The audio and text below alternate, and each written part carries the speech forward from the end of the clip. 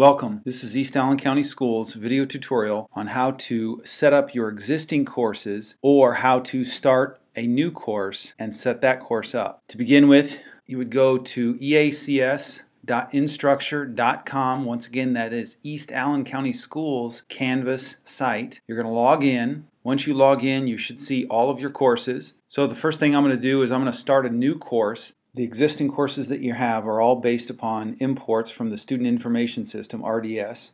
So over here, I'm going to start a new course. Now this is for anybody who wants to build other courses on top of what you already have. So if you are the coach of a sport, or you run a club, or you have a group of students you're responsible for in some capacity in the district, click on Start a New Course. Give the course a name. Make it a logical name that students would understand. So for example, if you're teaching the Science Super Bowl team, that's what I'm going to name my sample course. You would give it a short name. The next decision is the content license, and I would recommend you make it the third option down, CC Attribution Non-Commercial Share Alike. And I would also recommend you make the course publicly visible. The student data will remain private. You click on Create the Course. And so now you go through the setup checklist for any course, whether it's an existing course that you've already started. So I'm going to go back to my dashboard, and you'll now see I have 4 courses, and here's my new sample course. But for any existing course that I've already set up, I can go back, and on the right hand side you have a course setup checklist. If I click on that, then up come all the different course setup checklist options down the left hand side. But if I was going to a brand new course that I haven't opened yet, such as the Science Super Bowl sample that I just created, the setup checklist button is right here or right here. So I click on the setup checklist. So I have a variety of options down the left hand side. I want to import content, I want to add course assignments. A few of these I'm going to skip, such as add TAs to the course, but I'm going to point this out several times. The last thing you must do is you must publish the course. What this will do is this will allow students to see the course. The students are already in there for the courses that are imported from RDS, but they do not see the course yet until you publish. So we're going to click on Import Content, and it tells you a little bit about it. And what import content means is you're importing the content from other sites, such as a previous learning management system, such as My Big Campus. So if you followed the instructions of last spring and summer, and you have the My Big Campus content in a zip file or folder, or a QTI zip file, then this is the way you would import it. You would click on the QTI zip file, you'd choose that file, you would navigate to where it's located, click on it, and then you would click the import button. So that is how you would import your content. I'm going to go back to the setup checklist. The next option is to add course assignment. Adding course assignments basically teaches you how to create a homework assignment within the course, and I would click on the plus add assignments. And I'm not going to go over this in detail. I'm going to create another video tutorial to give details on how to create assignments, but basically you give the assignment name here. Here is the rich content editor where you can enter all sorts of video clips, text, documents, etc., etc. But down here is where you enter the questions of your assignment with various options. Once again, please watch the more specific assignment tutorial that will come out later on. I'm going to go my back arrow once again to the setup checklist, and I'm going to add students to the course. Now I'm going to click add students to the course, and adding students to the course is already done for all the courses that were imported out of your Student Information System, RDS. However, this is for new courses.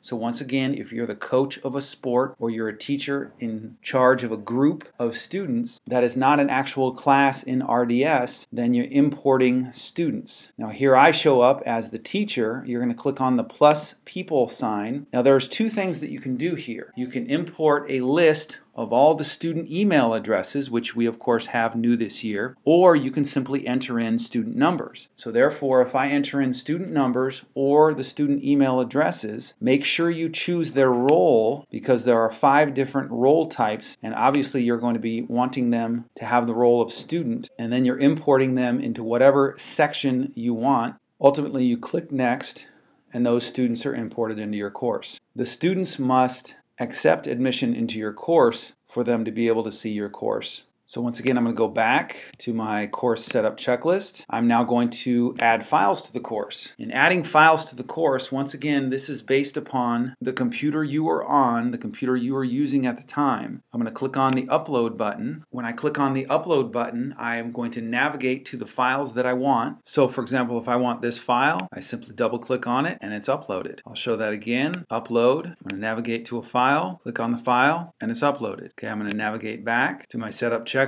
The navigation links, don't be confused by this. This simply means the tools down the left-hand side. Links will appear in black if they have content in them. Links will appear in gray, light gray, if they do not have content in them. However, you as the teacher can still click on the links. What you're doing is you're deciding what you want your students to see. So you're going to click on navigation, and here are all those tools. You'll notice that all of these are going to match the tools down the left-hand side, and you simply drag items down here if you don't want the students to see them. So now this is very important for the lower elementary, the primary teachers. If you want the student tools over here to be very simple, just home announcements and assignment, then remove the various tools by dragging them down to the bottom. So for example, if I don't want the students to see collaborations, I drag them down here, or conferences, or outcomes, or people. I'm going to drag them down here. So whatever you leave behind up here is what the students will see. Then you must click the Save button, and on a student page, they will only see what you've left behind right in this section. So that's you controlling the students' navigation tools on their page. I'm going to go back to the setup checklist. Now I can work on the course homepage. The course homepage is essentially what your course is going to look like, the colors, the features. So right now the default is the course activity stream, but you would choose any of these 5 options: the course modules, the assignments list, the syllabus, or the front page. To set up the front page, click on this link to set up the front page, and you add a page to make up the front page. You list the title. I would recommend using your name and the name of the subject you teach as the title. And down here in the rich content editor, you will put hyperlinks, you could put pictures, you could put whatever you want. So I inserted a picture into my home page and a little fun phrase there, and then I have to click Save in the lower right hand corner. So I'm going to navigate back to my setup checklist, and I'm going to click on Add Course Calendar Events. Course Calendar Events, any assignment or quiz automatically defaults to the course calendar, but if I wanted to add pieces to the calendar that is not an assignment or a quiz, this is how you do it. This will also show up on every student's calendar, so therefore you are essentially organizing your day as well as their day and week for them. So if I wanted to add an event for next Monday, I simply click on that day, give it a title. It will automatically default to the day I chose, but I can choose a different day. Set the time window when it's open, so from 8 o'clock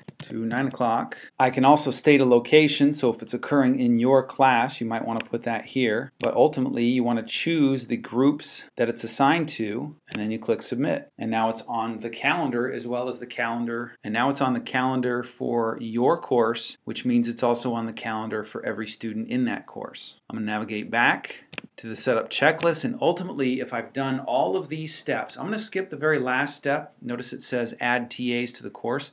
If you have a teaching assistant, that's great. I don't know of any.